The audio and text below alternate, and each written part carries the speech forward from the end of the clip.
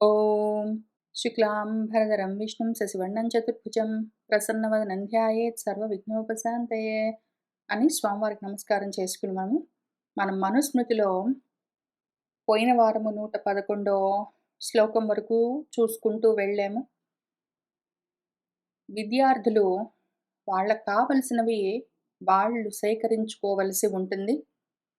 కుశలైనా సరే, దర్భలైనా సరే, ఉదకుంభాలైనా సరే, ఏదో వాళ్ళు కట్టుకోవలసిన జంధ్యాలైనా సరే, కూర్చునే ఆసనాలైనా సరే, వాళ్ళు తినే భోజనమైనా సరే, మర్యాదగా గృహస్థుల నుంచి వాళ్ళు యాచించి పుచ్చుకోవలసి ఉంటుంది.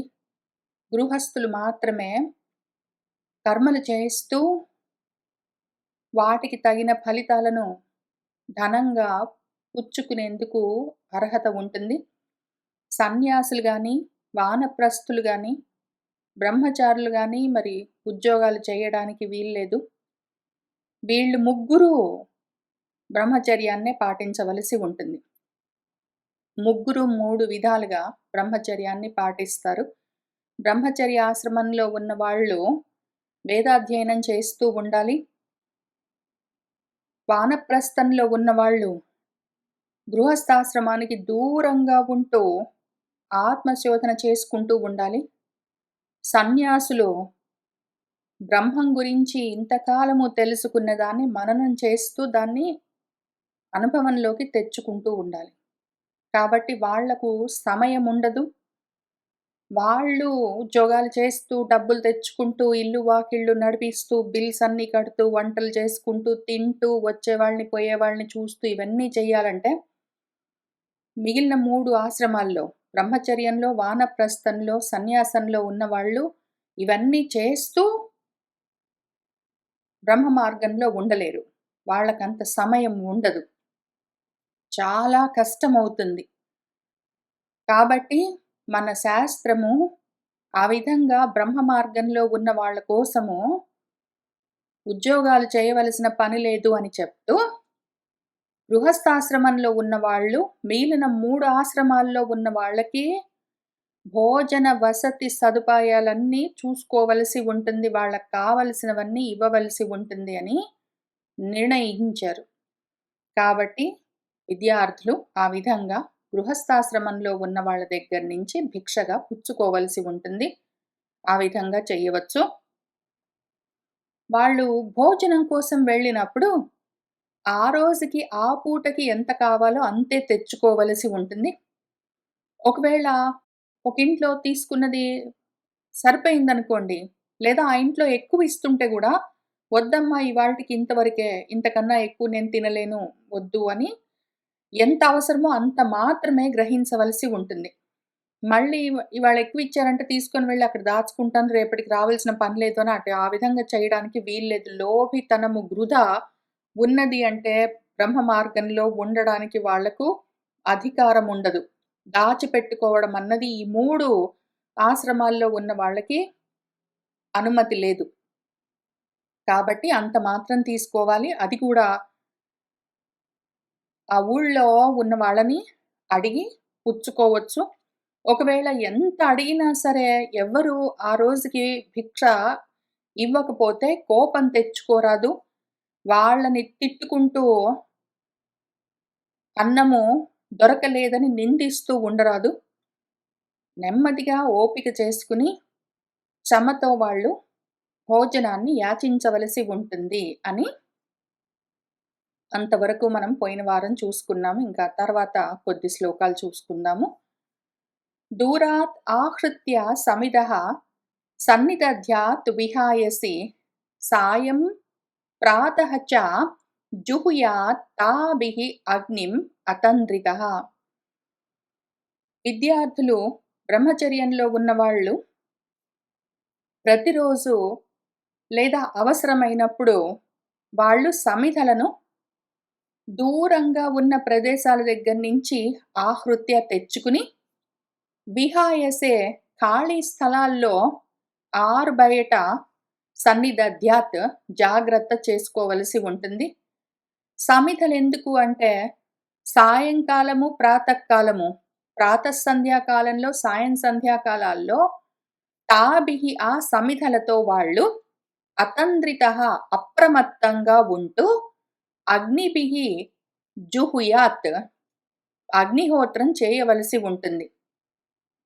వీళ్ళు చేసే అగ్నిహోత్రానికి కావలసిన సమిధలను వీళ్ళే సమకూర్చుకోవలసి ఉంటుంది. వాళ్ళొకవేళ గ్రామంలో ఉన్నారంటే, వాళ్ళ గురుకులము గ్రామంలో ఉన్నది అంటే, ఆ గ్రామంలో దొరికిన కర్రలు అవి, పుల్లలు మొదలైనవి తెచ్చుకోవడానికి వీల్లేదు. వాళ్ళు కొంచెం దూరం వెళ్ళి అడవికి చివర్లో, హద్దుల్లో అట్లా ఉన్న వాటిని తెచ్చుకోవలసి ఉంటుంది. ఊళ్ళో వాళ్ళకి ఏ విధంగా గూడా కష్టం కలిగించరాదు మన విద్యార్థులు. తర్వాత చోదితః గురుణా నిత్యం అప్రచోదితః ఏవ వా కుర్యాత్ అధ్యయనే యత్నం ఆచార్యస్య హితేషు చ. మనవాడు విద్యార్థి గురుణః చోదితః వా, గురువుగారు చదువుకో మరి లే పొద్దున్నే లేచి ఇదిగో ఇక్కడి నుంచి ఇంతవరకు ఇవాళ నేర్చుకో, ఇది చదువుకో, ఈ విధంగా చదువుకో, పడుకున్నావేంటి, ఎక్కువసేపు వాళ్ళతో వీళ్ళతోటి మాట్లాడొద్దు, సమిధలు తెచ్చుకోమంటే అదే పోతావు, భిక్ష యాచించి తెచ్చుకోమంటే గంటల కొద్దీ అటే వెళ్ళిపోతావు, అట్లా చెయ్యొద్దు, ఎంతవరకు అంతవరకు ఆ పనులు చూస్తూ మిగిలిన సమయంలో కూర్చుని చదువుకో అని గురువుగారు ప్రతిరోజు ఎంతవరకు చెప్తారు? చెప్పినంత వరకు చెప్తాడు. ఒక్కొక్కసారి సరే వాడు చూసుకుంటాడని ఆయన ఊరుకుంటారు. ఆ రకంగా గురువుగారు ప్రచోదనం చేసినా సరే, వీడు అప్రచోదితః గురువుగారు ప్రచోదనం చేయకపోయినా సరే, గురువుగారు చెప్పినా చెప్పకపోయినా సరే, నిత్యము అధ్యయనే యత్నం చదువు గురించి ప్రయత్నాన్ని తప్పకుండా వాడికి వాడు కుర్యాత్ చేసుకోవలసి ఉంటుంది. టీచర్ చెప్పాడు కాబట్టే వీడు చదువుకుంటాడంటే ఎంతకాలం ఆ విధంగా నడుస్తుంది వాడి చదువు, వాడి అధ్యయనము. వాడికి కూడా లోపల నుంచి ఆ క్రమశిక్షణ, డిసిప్లిన్ ఉండాలి. వాడికి కూడా లోపల నుంచి చదువుకోవాలన్న ఆ తపన ఉండాలి. వాడికి కూడా లోపల నుంచే ఇది కావాలి, నాకు చదువు కావాలి, నేను నేర్చుకోవాలి, అర్థం చేసుకోవాలి, బాగుపడాలి అన్న కోరిక, ఆశ వాడికి లోపల నుంచి కలుగుతూ ఉండాలి. కొంతవరకు గురువుగారు చెప్తారు. ఇంకా ఆయన చెప్తేనే చదువుకుంటాను లేకపోతే చదువుకోను అంటే ఏమైపోతాడు విద్యార్థి? ఏమైపోతాడు అనగానే మగ పిల్లవాడని చెప్పట్లేదు నేను. అమ్మాయిలైనా సరే, అబ్బాయిలైనా సరే, విద్యార్థులు ఎవరైనా సరే, గురువుగారు చెప్పినా చెప్పకపోయినా చదువు గురించి శ్రద్ధ వాళ్లకు తమంత తాముగా ఉండాలి. తప్పనిసరిగా ఉండి తీరాలి. వాళ్ళు ఈ ప్రయత్నాన్ని ఏ రకంగా చేయాలి అంటే ఆచార్యస్య హితేషు చ, ఆచార్యుడికి, చదువు చెప్పేవాడికి, గురువుగారికి వీళ్ళు శిష్యులు చేసే హితము, ఉపకారమేమి అంటే చదువుకోవడమే. ఆచార్యులకు శిష్యులు చేసే హితమేముంటుంది? వాళ్ళు చెప్పిన చదువును శ్రద్ధగా నేర్చుకుంటే, ఆచరిస్తే, వాళ్ళు వృద్ధిలోకొస్తే గదా ఆచార్యులు సంతోషించేది. ఆచార్యుడికి హితం కలగాలని నేను నీకేమైనా తెచ్చి పెడతాను, నీ ఇంట్లో పనులన్నీ చేసి పెడతాను, డబ్బులవన్నీ ఇస్తాను, లేకపోతే నీకు కాళ్ళు పిసుకుతాను, విసన కర్రలతోటి విసురుతాను, కానీ మాత్రం చదువుకోనంటే ఆచార్యుడు సంతోషించడు, బాధపడతాడు. వీడు చదువుకోవట్లేదేమిటా, చెడిపోతున్నాడని. ఆయన బాధపడే విధంగా ప్రవర్తించరాదు. ఆచార్యుడికి శిష్యుడు చేసే హితమేమి అంటే, శ్రద్ధగా గురువుగారు వెంటబడి తరిమి తరిమి చెప్పవలసిన పని లేకుండా, వాడి సొంతంగా, శ్రద్ధగా, ఉత్సాహంగా చదువుకోవలసి ఉంటుంది. ఇంత మాత్రమే గురువుకు శిష్యుడు ఇవ్వగలిగిన గురుదక్షిణ ఏమి అంటే, గురువుగారు చెప్తే వీడు శ్రద్ధగా వినడం. చెప్పడానికి, వినడం అన్న కాంబినేషన్ ఒకటే ఉంటుంది. చెప్పడానికి, వినడం అన్నది ఒకటే ఉంటుంది. గురువుగారు చెప్తున్నది మాత్రం వినడు గానీ, ఇంకేమైనా చేస్తాడంటే మాత్రము, అప్పుడు గురువుగారికి అహితంగా, గురువుగారు బాధపడే విధంగా వీడు ఆచరిస్తున్నాడు అని అర్థము. ఇక్కడ సమిధలని చెప్పినప్పుడు ప్రతిరోజు తెచ్చుకోవాల్సిన అవసరం లేదు. అవసరమైనప్పుడు మాత్రం తెచ్చుకోవాలి. భోజనం మాత్రము ఏ రోజుకి ఆ రోజు తెచ్చుకోవలసి ఉంటుంది.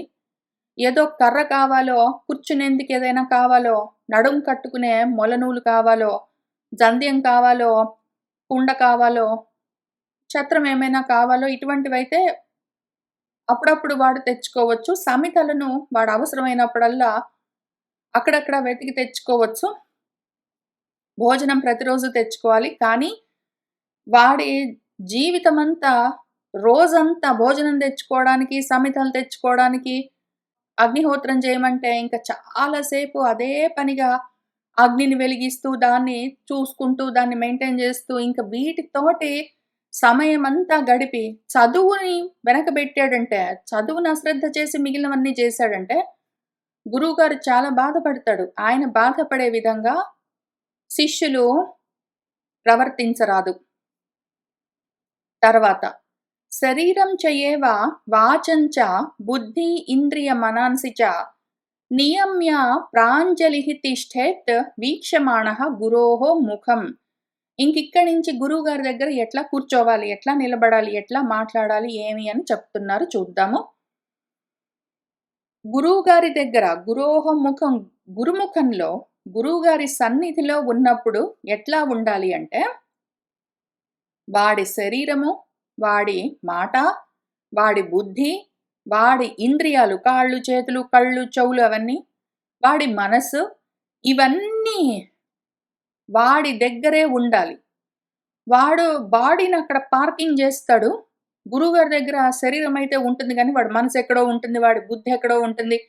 వాడెవరితోటో మాట్లాడుతూ ఉంటాడు. లేతే వాడి చేతులు, కాళ్ళు కదిలిస్తూ ఉంటాడు. ఎటెటో చూస్తుంటాడు. ఇవన్నీ చేశాడంటే మాత్రము శ్రద్ధ లోపిస్తుంది. వాడికి బుద్ధి పనిచేయదు. జ్ఞానం కలగదు.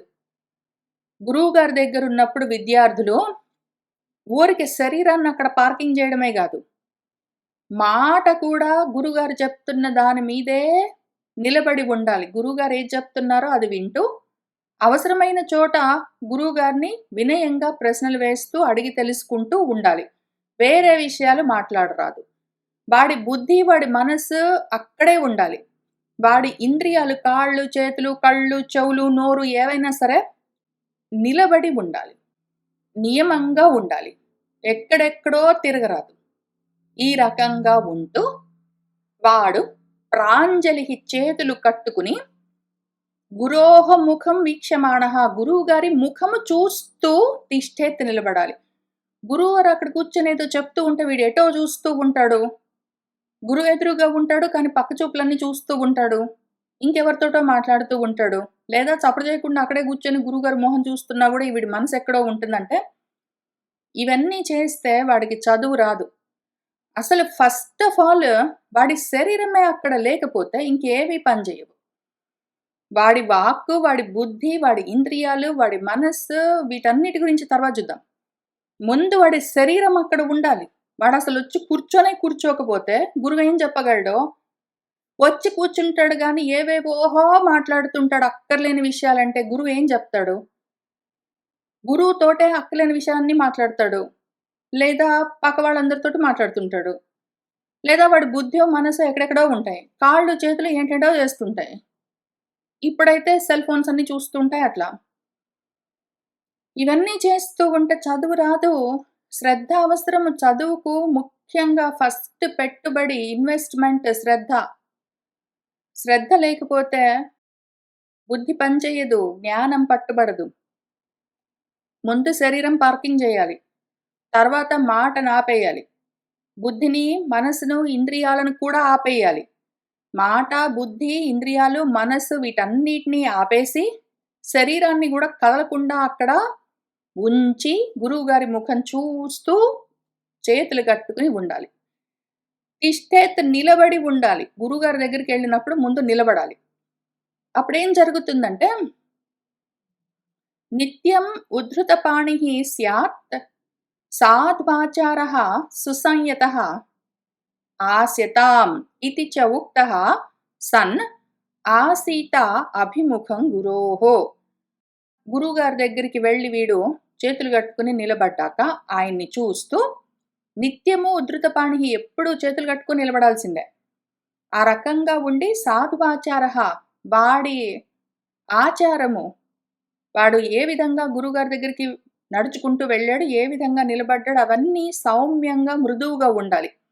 గబగబా వెళ్ళడము, ఏదో హడావిడిగా నిలబడ్డము అవన్నీ చేయరాదు. వాడి ఆచారము, వాడి వ్యవహారము, వాడి పద్ధతి, వాడి బిహేవియర్ సాధుగా, చక్కగా ఉండాలి. సుసంయతః అన్నిటిని సంయమనము, నియమించాలి. వాడి మాట, వాడి శరీరము, బుద్ధి, మనసు, ఇంద్రియాలు అన్నీ క్రమశిక్షణతో నిలబడి ఉండాలి. కదులుతూ, కదులుతూ ఉన్న మనసుతోటి ఏమి తెలుసుకుంటాము? అక్కడికెళ్ళి అట్లా చక్కగా నిలబడితే చేతులు కట్టుకుని, అప్పుడు గురువుగారు ఆస్యతాం కూర్చో అని చెప్తే ఇది ఉక్తః ఆ విధంగా చెప్పబడ్డవాడై సన్, అప్పుడు మన శిష్యుడు గురోహో అభిముఖం ఆసీత, గురువుగారు ఎదురుగా కూర్చోవాలి. గురువుగారి దగ్గరికి నెమ్మదిగా వెళ్ళి వినయంగా చేతులు కట్టుకుని నిలబడితే గురువుగారు కూర్చో అని చెప్పిన తర్వాత ఆయనకి ఎదురుగా కూర్చోవాలి. హీన అన్న వస్త్రవేషః స్యాత్ సర్వదా గురు సన్నిధౌ ఉత్తిష్ఠేత్ ప్రథమం చ అస్య చరమం చ ఏవ సంవిశేత్. గురు సన్నిధౌ, గురువుగారి దగ్గర సర్వదా ఎల్లప్పుడూ నీ వేషాలు, నీ భాష, నువ్వు కట్టుకునే వస్త్రాలు, నువ్వు తినే అన్నాలు అన్నీ తక్కువగానే ఉండాలి. గురువుగారి కన్నా ఎక్కువ తింటావు, గురువుగారి కన్నా గొప్ప గొప్పవి ఆయన మామూలుగా సాత్విక ఆహారం తింటుంటే నువ్వు బిర్యానీలన్నీ తెచ్చుకొని, బర్గర్‌లన్నీ తెచ్చుకొని తింటావు. ఆయన ఏవో వస్త్రాలు నార్మల్‌గా కాటన్‌వి ఏవన్నా కట్టుకుంటే, నువ్వు సిల్క్‌వన్నీ కట్టుకుంటావు. ఆయనకు పోటీగా రకరకాల పూలమాలలు, తిలకాలన్నీ పెట్టుకుంటావు. పెద్ద పెద్ద మాటలన్నీ మాట్లాడతావు. ఇవన్నీ చేసావంటే ఏమవుతుంది? ఆయన కన్నా నేను గొప్ప అన్న అహం పైకొచ్చిందంటే, అహంకారం పైకొచ్చిన్నదంటే మాత్రం చదువు కుదరదు. మన అంతఃకరణము 2 పరిస్థితుల్లో ఎవ్వరి మాట వినదు. మన అంతఃకరణము మనస్సుగా ఉన్నప్పుడు, అది మాట్లాడుతూ ఉన్నప్పుడు వినదు. అది వింటూ ఉన్నప్పుడు మాట్లాడదు. కావాలంటే మీరు చూసుకోండి. మీరు మాట్లాడుతూ ఉన్నారనుకోండి, అప్పుడు ఎదురుగా ఎవరైనా చెప్తుంటే మనకు వినడం కుదరదు. మనం ఆగామనుకోండి, అందుకనే ఎదురుగా వాళ్ళు ఒక నిమిషం ఉండు, ఒక నిమిషం ఉండు అని చెప్పి మనం మాట్లాడటం ఆపిన తర్వాతనే వాళ్ళు చెప్పగలరు. లేదా మనం ఎవరికైనా చెప్తున్నామనుకోండి, వాళ్ళ ఎదురు వాళ్ళు కూడా మాట్లాడుతూ ఉంటే మన మాట వాళ్ళు వినరు కాబట్టి, ఒక నిమిషం ఆగు అని వాళ్ళు ఆగిన తర్వాత మనం చెప్పవలసొస్తుంది. ఎప్పుడైనా సరే మనసు వినడం గానీ, చెప్పడం గానీ ఏదో ఒకటే చేస్తుంది. అది 2 పనులు ఒకటేసారి చెయ్యదు. మాట్లాడుతున్నప్పుడు వినదు, వింటూ ఉన్నప్పుడు మాట్లాడదు.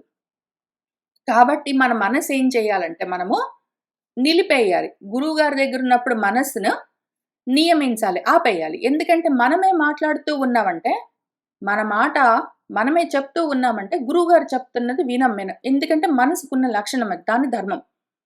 అది వినడం గానీ, చెప్పడం గానీ ఏదైనా ఒకటే చేస్తుంది.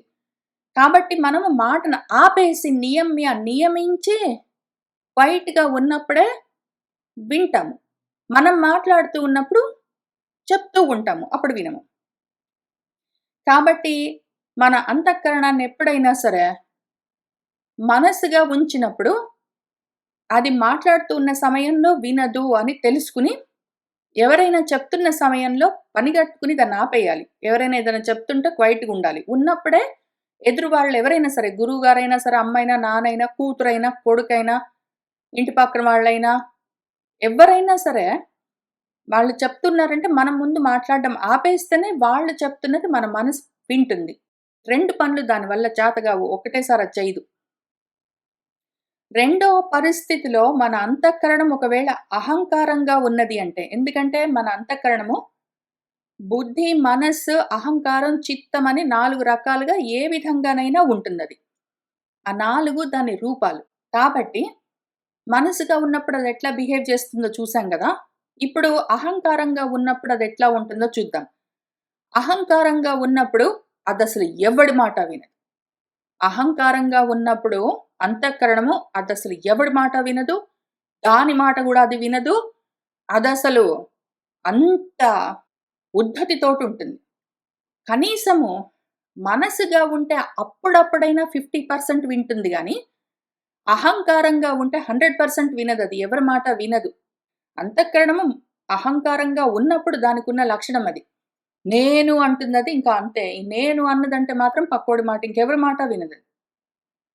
అహంకారంగా ఉన్న అంతఃకరణము ఎందుకు పనికి రాకుండా ఉంటుంది గాబట్టి, దానికి అటువంటి అహంకారం కలగకుండా, గురువు కన్నా నాకెక్కువ డబ్బులున్నాయి. మా టీచర్ కన్నా నా దగ్గర నా బట్టలు ఇంకా బాగుంటాయి.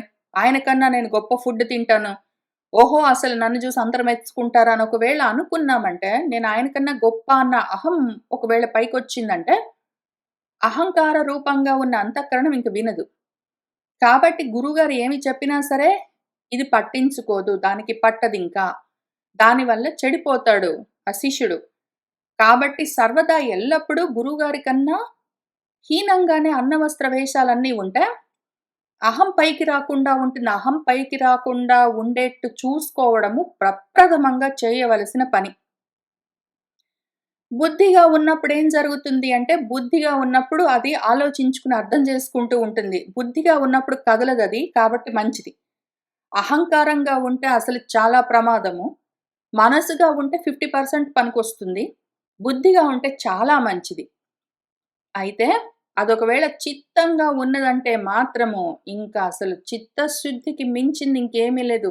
డైరెక్ట్‌గా నిజంగా బ్రహ్మ మార్గంలో మనము ఆత్మస్థితికి చేరిపోవచ్చు. అంత దూరం వెళ్ళడానికే ఈ బ్రహ్మచర్యం అంతా హెల్ప్ చేస్తుంటుంది. చిత్తం దాకా వెళ్ళడం చూద్దాము. కానీ కనీసం బుద్ధిగా దాన్ని నిలబెట్టవలసి ఉంటుంది. మనసుగా అయితే అంతంత మాత్రం ఉపయోగము. అహంకారం అయితే అసలు ఎందుకు పనికి రాకుండా పోతుందది. కాబట్టి ఎప్పుడైనా సరే గురువుగారి కన్నా నేను గొప్ప అనిపించేవి అనడం గాని, చేయడం గాని, వాడడం గాని చెయ్యరాదు. తర్వాత వాడు గురువుగారి కన్నా ప్రథమం ఉత్తిష్ఠేత్ గురువుగారి కన్నా ముందే లేవాలి. చరమంచ ఏవ సంవిశేత్ గురువుగారి తర్వాత పడుకోవాలి. వాడు గురువుగారి కన్నా ముందే నిద్ర లేవాలి. గురువుగారి తర్వాత పడుకోవాలి. గురువుగారు లేచిన తర్వాత గూడా వీడింకా పడుకొనుంటాడు. గురువుగారు ఇంకా చదువు చెప్తాననుకుంటున్నాడు. ఆయన ఇంకేం పనిలో ఉన్నాడు. ఈలోగా వీడెళ్లి నిద్రపోతాడంటే, అంత నిద్రా సుఖానికి అలవాటు పడ్డవాడు చదువు ఎప్పుడూ కష్టము. చదువు చాలా కష్టము. విద్యాతురాణం న సుఖం న నిద్ర అని చెప్తారు. విద్య కావాలి అన్న ఆతురత, ఆర్తి ఉన్నవాడికి అటువంటి వాళ్లకు సుఖము ఉండదు, నిద్ర ఉండదు. ఆ 2 వదిలిపెట్టుకోవడానికి సిద్ధమై ఉండాలి. చదువు కావాలంటే, నిద్రొస్తుంది తర్వాత చూస్తాను. అబ్బా! చాలా కష్టంగుంది అని సుఖాలు చూసుకున్నా సరే, నిద్రలు చూసుకున్నా సరే, ఆ 2 పరిస్థితుల్లో చదువు అంటదు. విద్య కావాలన్న ఆర్తి ఉన్న వాళ్లకు మాత్రము నిద్ర ఉండదు, సుఖము ఉండదు అని మనం తెలుసుకునే అదే విధంగా ప్రవర్తించాలి. అందుకనే ఇక్కడ సుఖం గురించి చక్కటి అన్నాలు, గొప్ప వస్త్రాలు, అట్టహాసమైన వేషాలు ఇవన్నీ ఉండొద్దు. సుఖంగా ఉన్నామంటే చదువు రాదు. గురుగారి కన్నా ముందే పడుకుని పోతాను. గురుగారు లేచిన తర్వాత ఎప్పటికో లేస్తాను అని నిద్రా సుఖం గురించి కూడా పట్టించుకోరాదు. నిద్ర పట్టించుకోరాదు, సుఖము పట్టించుకోరాదు. ఈ రెండిటిని వదిలిపెట్టవలసి ఉంటుంది విద్యార్థికి. ఇది తప్పనిసరి. ఇంక దీనికి కాంప్రమైజ్ ఏమీ లేదు. దీనికి ఎక్సెప్షన్ లేదు ఈ రూల్‌కి.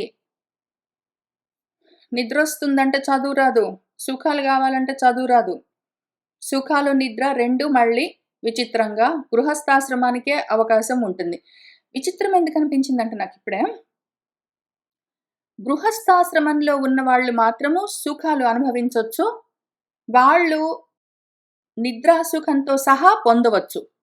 మిగిలిన 3 ఆశ్రమాల్లో ఉన్నవాళ్ళు సన్యాసాశ్రమంలో, వానప్రస్థంలో, బ్రహ్మచర్యాశ్రమంలో ఉన్నవాళ్ళు మాత్రము సుఖానికి, నిద్రకు లొంగడానికి వీల్లేదు. ఆ రెండిటిని వాళ్ళు పరిత్యజించి ఉండాలి. పట్టించుకోరాదు. నిద్ర కావాలి, సుఖం గావాలి అని వాళ్ళు కోరుకోరాదు. అయితే విచిత్రం ఏంటంటే, వీళ్ళ ముగ్గురికే బ్రహ్మచర్యంలో, వానప్రస్థంలో, సన్యాసంలో ఉన్న వాళ్ళకే పనేముండదు గాబట్టి, అంటే ఒకవేళ భోజనం ఎవరైనా తెచ్చిస్తారు. ఉద్యోగం చేయక్కర్లేదు, డబ్బులు తెచ్చుకోక్కర్లేదు, వంట చేసుకోక్కర్లేదు. ఇవన్నీ ఇవన్నీ ఎక్కువ పనులుండవు గాబట్టి, కావాలంటే కొంచెం సుఖంగా ఉండొచ్చు, కావాలంటే నిద్రపోవచ్చు. కానీ వాళ్ళు పోరాదు.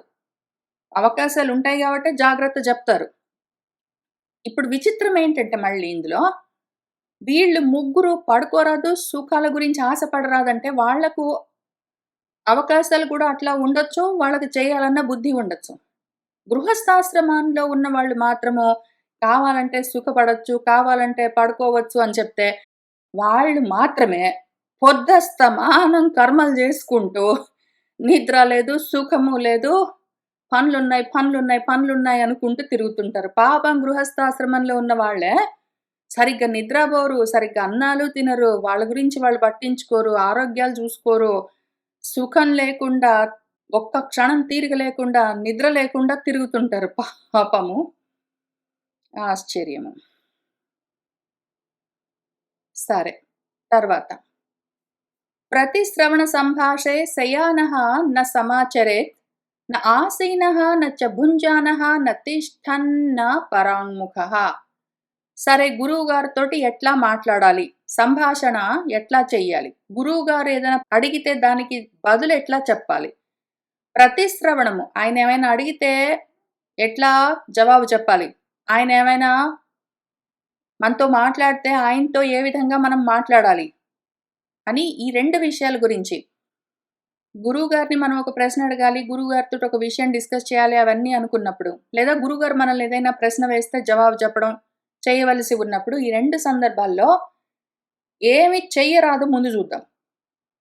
ఆయన ఏదైనా ప్రశ్న వేస్తున్నాడు, లేదా ఆయన్నేమైనా మనం ఒక క్వెషన్ అడగాలి అంటే, మనం పడుకుని ఆయనతో మాట్లాడరాదు. మనము కూర్చుని ఆయనతో మాట్లాడరాదు. మనము భోజనం చేస్తూ, తింటూ ఆయనతో మాట్లాడరాదు. పరాంముఖః తిష్టన్, ముఖం ఎక్కడో తిప్పుకొని అటెటో చూస్తూ ఆయనతో మాట్లాడరాదు. అటెటో చూస్తూ ముఖం తిప్పుకొని ఆయనతో మాట్లాడరాదు. అన్నం తింటూ ఆయనతో మాట్లాడరాదు. కూర్చుని ఆయనతో మాట్లాడరాదు. పడుకుని ఆయనతో మాట్లాడరాదు. ఆసీనస్య స్థితః కుర్యాత్ అభిగచ్చन्तు తిష్టతః ప్రత్యుత్గమ్యతు ఆవ్రజతః పశ్చాత్ ధావంతు ధావతః. మరెట్లా మాట్లాడాలి? మనం పడుకుని మాట్లాడొద్దు, కూర్చొని మాట్లాడొద్దు, అన్నం తింటూ మాట్లాడొద్దు, ముఖం ఎటో తిప్పుకొని నిలబడి మాట్లాడొద్దు అంటే మరి ఎట్లా మాట్లాడాలి? ఇట్లా చేయొద్దు, ఇట్లా చేయొద్దు, don't do this, don't do this అంటే అర్థమైంది. How to do that? చేయవలసింది ఎట్లా? డూ ఎట్లా? అంటే ఇదిగో ఈ విధంగా. ఆయన ఆసీనస్య కూర్చుని ఉంటే, ఆయన పక్కన స్థితః నిలబడి మాట్లాడడం కుర్యాత్ చేయవచ్చు. ఆయన కూర్చునుంటే, ఆయన పక్కన నిలబడి మాట్లాడొచ్చు. ఆయన ఒకవేళ తిష్టతః నిలబడి ఉంటే, అభిగచ్చన్ ఆయన దగ్గరికి వెళ్ళి మాట్లాడాలి. ఆయన ఒకవేళ ఆవ్రజతః మన దగ్గరికొస్తుంటే, మనము ఆయనకి ఎదురుగా నడుస్తూ ఆయన దగ్గరికి వెళ్ళి మాట్లాడాలి. ఆయన ఒకవేళ పరిగెడుతూ ఉంటే, మనం ఆయన వెనకాల పరిగెడుతూ మాట్లాడాలి. ఇప్పుడు ఆయన కూర్చునున్నాడనుకోండి, మనం గబక్కున వెళ్ళి ఆయన దగ్గర కూర్చొని మాట్లాడడం, అక్కడెక్కడో నిలబడి మాట్లాడడం, మనం ఎక్కడో పోయి పడుకొని మాట్లాడడం అవన్నీ చేయరాదు. ఆయన ఎక్కడ కూర్చున్నాడో ఆయన దగ్గరికి వెళ్ళి, పక్కనే వినయంగా నిలబడి మాట్లాడాలి. ఒకవేళ ఆయన కూర్చోమంటే, ఆయన ఎక్కడ చూపిస్తారో అక్కడ కూర్చుని మాట్లాడొచ్చు. ఒకవేళ ఆయన ఎక్కడో నిలబడి మాట్లాడుతున్నాడనుకోండి, మనం ఎక్కడో కొంచెం దూరంగా ఉన్నాము. ఆయన ఎక్కడో నిలబడి మాట్లాడుతూ ఉంటే, మనం ఇక్కడి నుంచే జవాబు చెప్పడానికి ట్రై చేయొద్దు. మనం పడుకునో, తింటూనో, కూర్చునో లేకపోతే దూరంగా ఉండో, ఎటో చూస్తూ జవాబు చెప్పొద్దు. ఆయన నిలబడి మాట్లాడుతూ ఉంటే ఆయన ఎక్కడున్నాడో ఆయన దగ్గరికి వెళ్ళి, ఆయన పక్కన నిలబడి, ఆయన ఒకవేళ ఏమైనా అడిగితే దానికి బదులు చెప్పవలసి ఉంటుంది. లేదా మనం ఏదైనా ఆయనతో మాట్లాడదలుచుకుంటే ఆయన ఎక్కడున్నారో ఆయన దగ్గరికి మనం వెళ్ళి వినయంగా పక్కన నుంచుని మాట్లాడాలి. లేదా ఆయన ఏదో మనతో మాట్లాడుతూ మన వైపుకి నడుస్తూ వస్తూ ఉన్నాడనుకోండి, వస్తాడులే అనుకుంటూ ఇక్కడి నుంచే మనం ఆయన వచ్చిన తర్వాత మాట్లాడదామనో, ఆయన అక్కడి నుంచి మాట్లాడుతుంటే ఇక్కడి నుంచే జవాబు చెప్పడమో, మనం పడుకోవడమో, కూర్చోవడమో, అన్నం తినడమో, లేతే ఎటో చూసుకుంటూ నిలబడ్డమో, ఆయనే దగ్గరికొచ్చి మనతో మాట్లాడుతూ ఉంటే అప్పుడు ఏంటి ఏమడిగావు? అని మాట్లాడడం చేయరాదు. ఆయన మన దగ్గరికి వస్తూ ఉన్నాడని చూసుకొని మనమే లేచి ఎదురు వెళ్ళాలి. వెళ్ళి ఆయన దగ్గర నిలబడి ఆయన ఏం అడుగుతున్నారో జవాబు చెప్పడం, లేదా మనకేమైనా మాట్లాడవలసి ఉంటే ఆయనతో మాట్లాడడం ఆ విధంగా చెయ్యాలి. లేదా ఆయన ఏదో పని మీద గబగబా వెళ్తూ ఉంటే, "ఓ నిమిషం నిలబడు. నేను నీతోటి మాట్లాడాలి. ఇక్కడ కూర్చో" అని అవన్నీ మనం చెప్పడానికి వీల్లేదు. లేదా ఆయన వెళ్ళిపోతూ ఉంటే మనం వెనక నుంచి గట్టిగా అరుస్తూ మాట్లాడడం అవన్నీ చేయడానికి వీల్లేదు.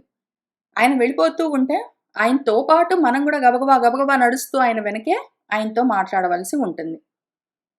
ఆ తర్వాత పరాంముఖస్య అభిముఖః దూరస్థస్య ఏత్య చ అంతికం ప్రణమ్య తు శయానస్య నిదేశే చ ఏవ తిష్ఠతః. ఒకవేళ ఆయన పరాంముఖుడై ఉన్నాడనుకోండి. ఇక్కడ కొంచెం నయం. ఆయనేదో కూర్చొనున్నాడు. ఏదో నిలబడున్నాడు. ఏదో మన వైపుకొస్తూ ఉన్నాడు. ఏదో ఆయనెటో పని మీద వెళ్తూ ఉన్నాడంటే, ఆయన వెంట వెళ్తూ, ఆయన మన దగ్గరికొస్తుంటే మనం ఆయన దగ్గరికి వెళ్ళి, ఆయన నిలబడితే ఆయన దగ్గరికెళ్ళి, ఆయన కూర్చుంటే ఆయన దగ్గరికెళ్ళి మాట్లాడతాం. పోనీ ఇది కొంచెం నయం. ఒకవేళ ఆయన ఎటో చూస్తున్నాడనుకోండి. మనం మాట్లాడుతుంటే ఆయన ఏంటో పని మీద అటు తిరిగాడనుకోండి. నేను మాట్లాడుతున్నా కదా! కొంచెం ఇటు తిరుగు. నేను నీతోటి మాట్లాడాలి. కొంచెం ఇటు తిరుగు. నీతో మాట్లాడాలి అని మనం అనడానికి వీల్లేదు.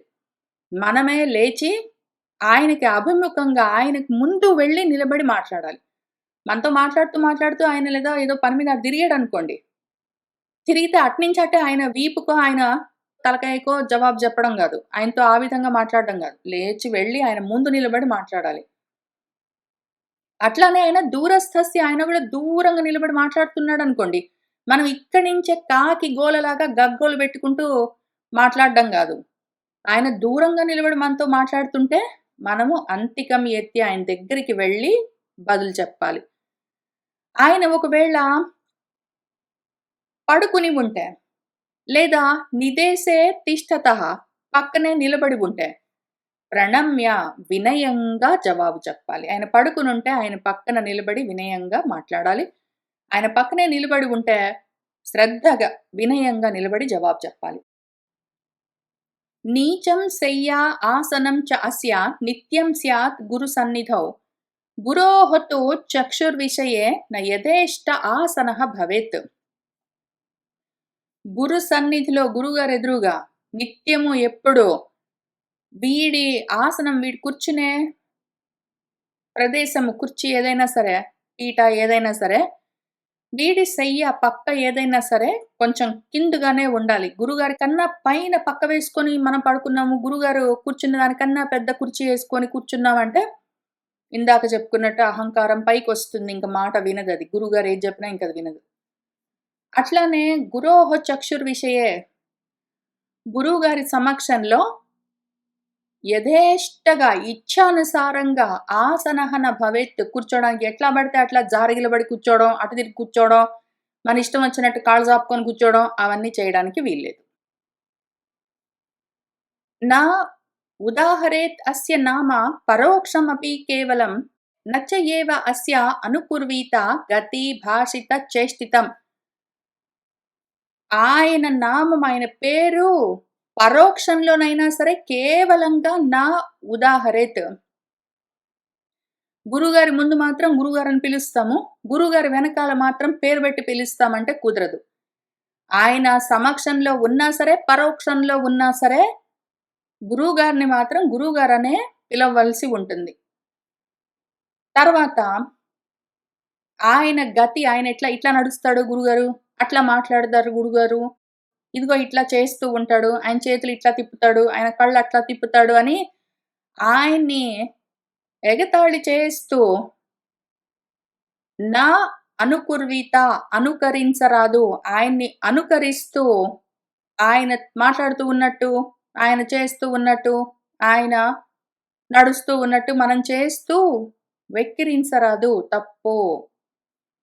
గురోః యత్ర పరివాదః నిందా వా అపి ప్రవర్తతే కర్ణౌ తత్ర పిధాతవ్యౌ గంతవ్యం వా తతః అన్యతః.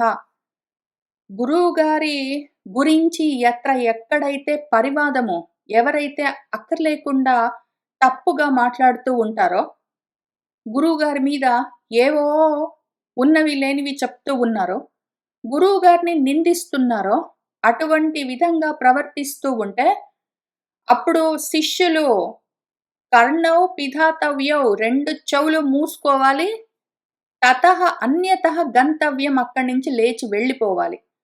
గురు నిందను, గురు దూషణను వింటూ అక్కడే కూర్చున్నాడంటే గురువుగారి మీద శ్రద్ధ తగ్గుతుంది. గురి తగ్గుతుంది. గురువుగారి మీద గురి తగ్గిందంటే మాత్రం వాడికి చదువబ్బదు. గురువుగారిని ఆయన సమక్షంలోనైనా సరే, పరోక్షంగానైనా సరే, ఆయన ముందైనా సరే, వెనకైనా సరే పేరు పెట్టి పిలవద్దు. ఆయన్నెవరైనా తిడుతుంటే అక్కడే నిలబడి వినొద్దు. అక్కడి నుంచి లేచి వెళ్ళిపోవాలని ఎందుకు చెప్పుకుంటున్నాము? గురువుగారి గురించి ఎప్పుడూ మనకి చులకన భావన మనసులో కలగరాదు. అట్లా కలిగిందంటే మాత్రం మనసు ఇంక మాట వినదు. చదువు నేర్చుకోదింక అటువంటి స్థితిలో. అందుకని.